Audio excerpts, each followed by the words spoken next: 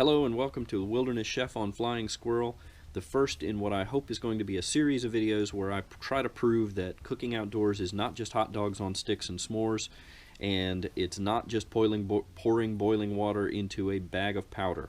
Tonight, it's winter. We're going to make some comfort food with some good old-fashioned jambalaya. Okay, so first of all, caveats. I'm not in the wilderness right now. I'm on my back porch, but that doesn't matter. We can still pretend, we can still practice, and it's still fun to cook outdoors. So what I'm doing today is obviously not a backpacking trip. I'm going to be using a Dutch oven. So this is more ideal for car camping, and particularly here in the winter. We've got several meats involved, which would be best done with a cooler.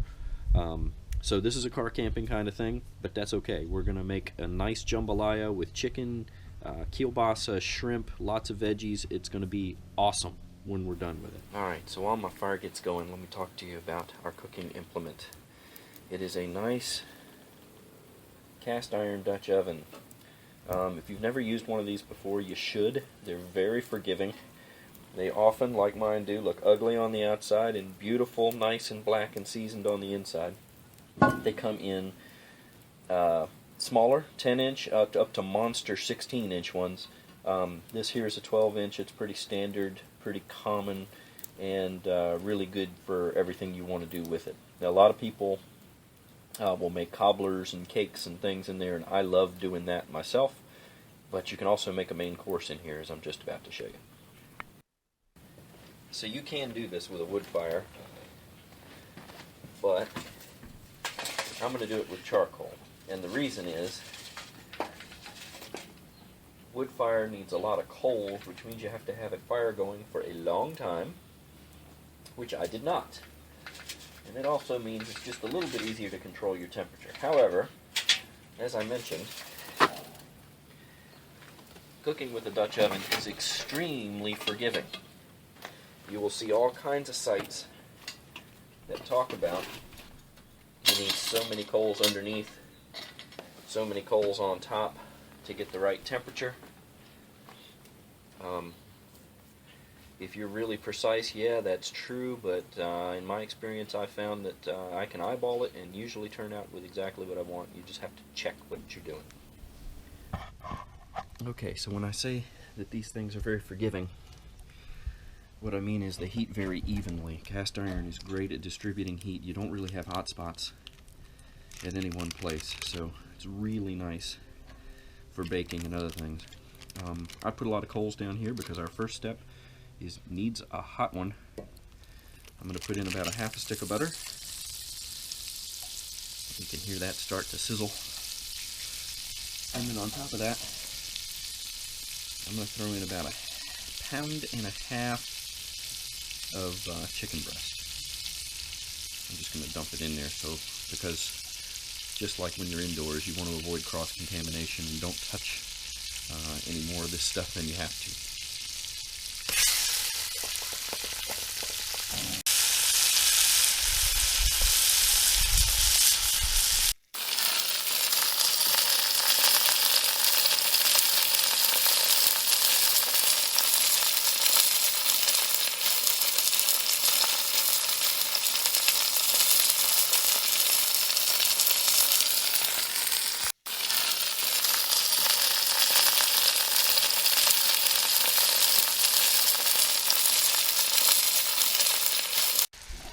Alright, so once the chicken is all cooked through, we're going to add a package of Kielbasa.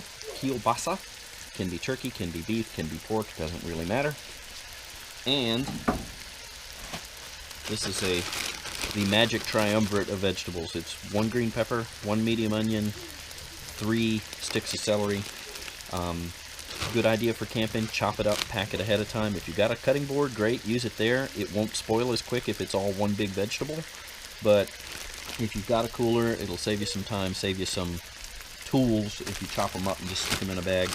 Take all the air out, stick it in a cooler, and then it's ready to go. So I'm going to dump that in here now too. And we're going to cook all of this until the vegetables are tender.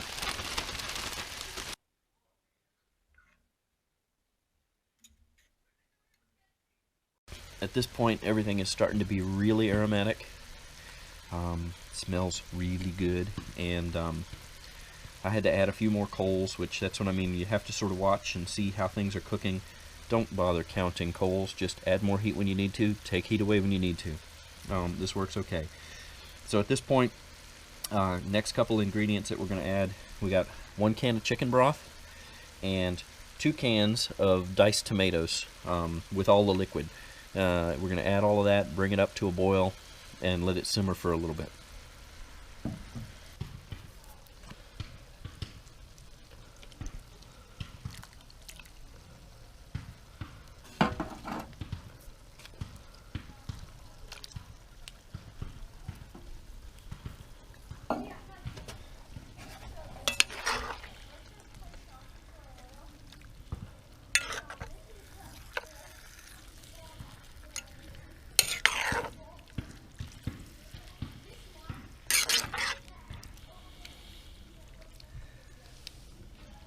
Alright, let's let that boil.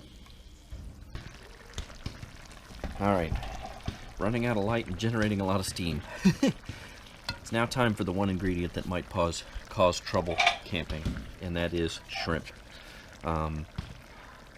You can do canned shrimp if it bothers you, and that's the easy way to go. Those things are tiny, but they still add the flavor.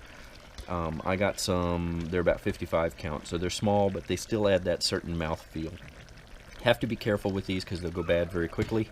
So you want to freeze them, keep them on ice, you know, cook them quickly after you've had them, what have you. But this is the one thing that you really need to pay attention to if you're going to be out in the woods. But even then, it's not that hard. We're going to throw them in now that we've got a nice boil here. We're going to throw them in, cook them for about 5 minutes, and you know we're getting close to the end because shrimp do not take long to cook. About 5 minutes is all they're going to take.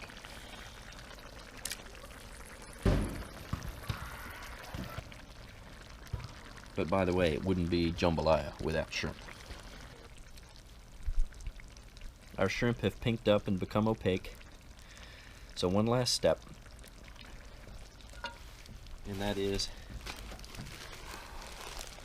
we're going to add a measured quantity of 2 cups of minute rice. This is minute rice. It's the instant stuff. Again, it's appropriate for camping. And anybody who's cooked this stuff knows you don't let it cook. So it's going to go in. We're going to cover it, we're going to pull it off the heat and let it sit and let this rice absorb. And then the only thing left is hot sauce, and enjoy.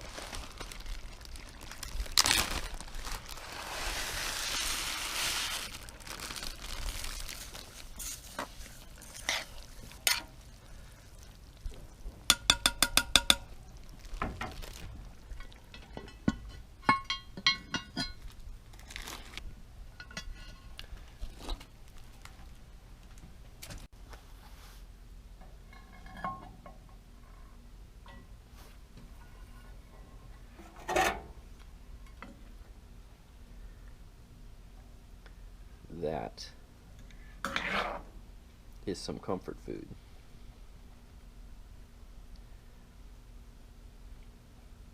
All done over a fire.